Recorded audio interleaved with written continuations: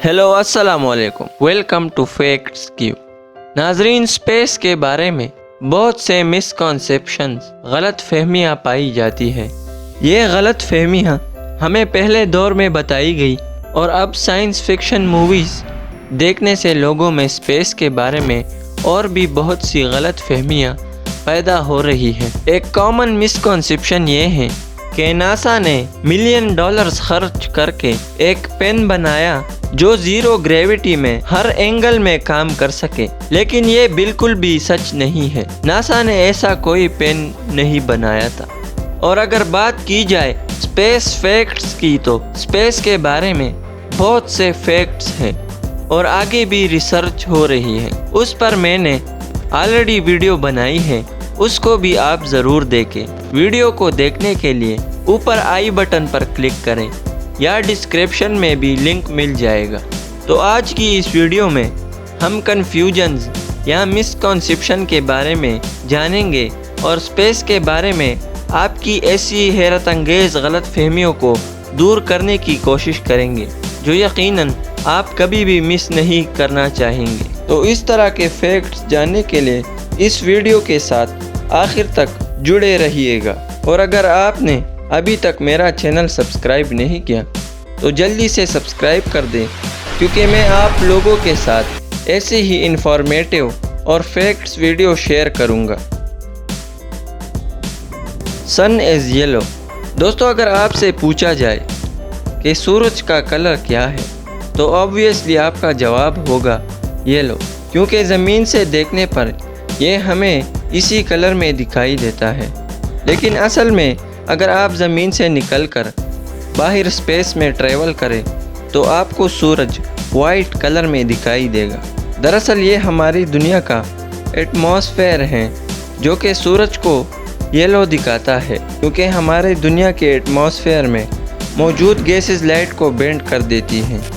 हम जानते हैं कि वाइट कलर्स के अंदर 7 कलर्स होते हैं। दुनिया के एटमॉस्फेयर में मौजूद गैसेस शॉर्ट वेवलेंथ्स के कलर्स मसलन ब्लू वायलेट कलर को बहुत ज़्यादा बेंड करती हैं, जबकि रेड, येलो और ऑरेंज को बहुत कम। इसलिए बेंड होने के बाद आसमान हमें ब्लू कलर का दिखाई देता है और ऑरेंज कलर ज़्यादा बेंड ना होने की वजह से सूरज हमें ज़मीन से येलो दिखाई देता है। अगर सूरज वाकई में येलो होता तो हमारे सन ग्लासेस की शेड्स की तरह हमें हर चीज़ येलो दिखाई देती। Asteroid belt is dangerous. अक्सर हमने फिल्मों में स्पेस शिप्स को एस्टेरॉयड से टकराते हुए देखा है, और जब भी कोई स्पेस शिप इनसे टकराता है तो तबाह हो जाता है और हमें फिल्मों में दिखाया जाता है कि कोई स्पेस शिप इन एस्टेरॉयड के बीच नहीं गुजर सकता। लेकिन ऐसा बिल्कुल नहीं। इनके बीच इतना फासला होता है कि इनके बीच आसानी से एक स्पेस शिप गुजर सकता है। एस्टेरॉयड बेल्ट सूरज से 200 मिलियन से 300 मिलियन माइल्स के फासले पर है। ये हैरत अंगेज तौर पर एक तन्हा और वीरान वॉइड है। Nuclear weapon would destroy an asteroid. ये गलत फहमी भी मूवीज़ की वजह से पैदा हुई है कि न्यूक्लियर मिसाइल से एस्टेरॉयड को ख़त्म किया जा सकता है। ज़्यादा एस्टेरॉयड मलबे के ढेर हैं, लिहाजा एक ज़ोरदार धमाके से शायद सब कुछ टूट जाए, लेकिन ये एक गोली को शॉटगन ब्लास्ट में तब्दील करने के मुतरादिफ है। अगर आप प्लेनेट को बचाने की कोशिश कर रहे हैं तो अच्छा आइडिया नहीं है। ये अभी तक एक मिसकॉन्सेप्शन है। Astrology can predict your future. इतनी आसान चीज़ की बुनियाद पर कल की झलक मिलना अच्छा नहीं होगा। जैसे आपके पैदाइश के वक्त सूरज, सियारे और चांद कहाँ मौजूद थे।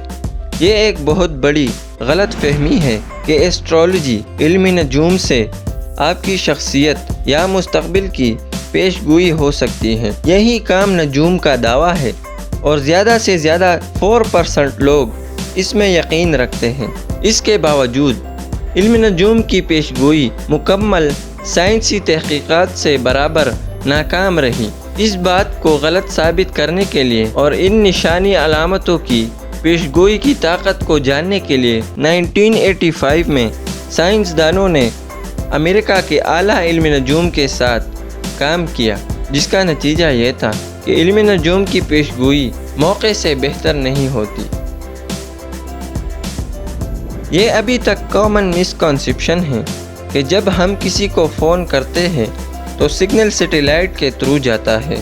فوج ہر روز سیٹلائٹ فون استعمال کرتی ہے، لیکن ہمارا موبائل فون مختلف طرح سے کام کرتا ہے۔ موبائل فون ایک وائرلیس ریڈیو سگنل نشر کرتا ہے اور زمین پر مبنی سیلولر ٹاورز میں اور اس سے لگاتار پنگ اور ریلے ڈیٹا کی تلاش کرتا ہے۔ جب آپ کال کرتے ہیں تو قریب ترین ٹاور آپ کو ٹاور ٹو ٹاور رابطوں اور دفن کیے گئے کیبلز کے وسیع نیٹ ورک کے ذریعے دوسرے فون سے کنیکٹ کرتا ہے۔ ایک سیٹلائٹ بین الاقوامی انٹرنیشنل کال میں شامل ہو سکتی ہے، لیکن دنیا بھر میں مواصلات کا 99% ڈیٹا انڈر سی کیبل کے ذریعے سفر کرتا ہے۔ ایک اور بڑی غلط فہمی یہ ہے کہ اسپیس سے صرف انسان کی بنائی گئی دیواری چین دکھائی دیتی ہیں۔ یہ سب اس بات پر منحصر ہے where you believe space begin above earth۔ International space station سے 250 میل دور آپ گریٹ وال آف چائنا، دیواری چین اور انسان کے بنائے گئے بہت سے دوسرے ڈھانچے دیکھ سکتے ہیں۔ تو یہ ایک غلط فہمی ہے کہ اسپیس سے صرف دیواری چین دکھائی دیتا ہے، تاہم چاند سے آپ کسی بھی ڈھانچے کو بالکل نہیں دیکھ سکتے، صرف شہروں کے روشنی کی دھیمی چمک دکھائی دیتی ہے۔ جب نارتھن ہیمسفیئر میں موسم گرم ہوتا ہے تو زمین سورج کے قریب نہیں ہوتا۔ ہم لوگوں کی یہی غلط فہمی ہے کہ سورج زمین کے قریب ہو جاتا ہے اس لیے موسم گرم ہوتا ہے۔ دراصل اس کے بالکل برعکس ہے۔ گرمیوں کے دوران دنیا سورج سے بہت دور ہوتا ہے۔ گرمیوں کے دوران یہ گرم ہو جاتا ہے کیونکہ زمین جھکاؤ والی ہے۔ اس کے آربٹ کے دوران ہمارے پلینٹ کا جھکاؤ سورج کی توانائی کو ہمیں براہ راست زیادہ متاثر کرنے دیتا ہے۔